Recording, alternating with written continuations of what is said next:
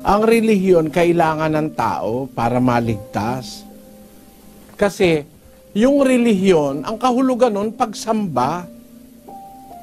Pag sinabi mo hindi kailangan ng relihiyon, para mo sinasabi hindi kailangan ng pagsamba.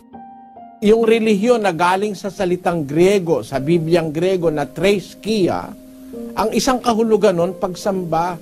Pakilagay mo nga sa screen, Sis Luz.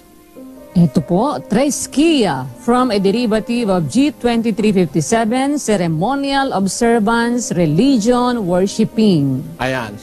Yung threskia, yun ang isang kahulugan nun ay relihiyon o pagsamba. Pag sinabi mo hindi kailangan ng relihiyon, hindi mo na kailangan sumamba, paano ka maliligtas? Kailangan tayo sumamba o maglingkod sa Diyos.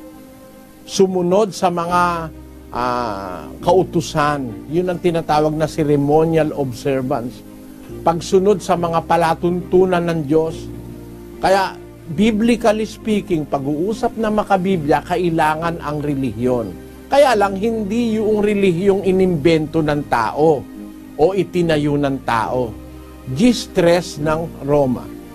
Sapagkat sa hindi nila pagkaalam ng katwiran ng Diyos, at sa pagsusumakit na maitayo ang sariling kanila, ay hindi sila napasakop sa katwiran ng Diyos. Pero mga tao nagtayo ng kanilang sariling relihiyon, hindi sila napasakop sa katwiran ng Diyos. Kaya kung kailangan ng relihiyon, yung relihiyong ang Diyos ang nagtayo, ang Diyos ang nagturo.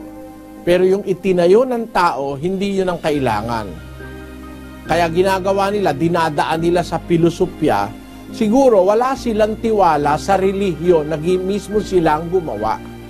Pero pag ang relihiyon, yung kaparaanan nun ay galing sa Diyos, hindi mo pwedeng sabihin hindi kailangan yon. Kailangan yon sa kaligtasan. Ngayon, yung tanong na yun na kailangan ba ang relihiyon? Kailangan yon. Kailangan nating makipag-ugnay sa Diyos. Ang kahulugan kasing isa ng relihiyon ay relihiyon, muling pag-uugnay. Kaya nga relihiyon. Sa Latin ay religio. Religio, muling pag-uugnay, muling pagtatali. Ang tao kasi nahiwalay sa Diyos dahil sa kasalanan. Sinasabi yan sa 5:25 ng Jeremias. Ang inyong mga kasamaan ang nangaghiwalay ng mga bagay na ito, at ang inyong mga kasalanan ang nagsipigil sa inyo ng kabutihan. Kaya, ang kasalanan ng tao ang naghiwalay sa atin sa Diyos. Kaya kung nahiwalay ang tao sa Diyos, kailangan siyang mabalik uli, magkaroon ng relihiyon, religare, religio, o muling pag-uugnay. Kumbaga sa isang termino pa ay reconciliation o reconciliation. Yun ang diwa ng tinatawag na salitang relihiyon. At yun ay paraan ng Diyos ang tunay na relihiyon na dapat nating tanggapin na kailangan natin sa kaligtasan. Basahin natin 5:19 ng 2 Korinto. Sa makatwid bagay na ang Diyos kay Kristo ay pinakipagkasundo ang sanglibutan sa Kanya rin, na hindi ibinibilang sa kanila ang kanilang mga kasalanan, at ipinagkatiwala sa amin ang salita ng pagkakasundo. Ayun, merong salita ng pagkakasundo. Merong word of reconciliation. Basahin mo sa English, kapatid na Daniel.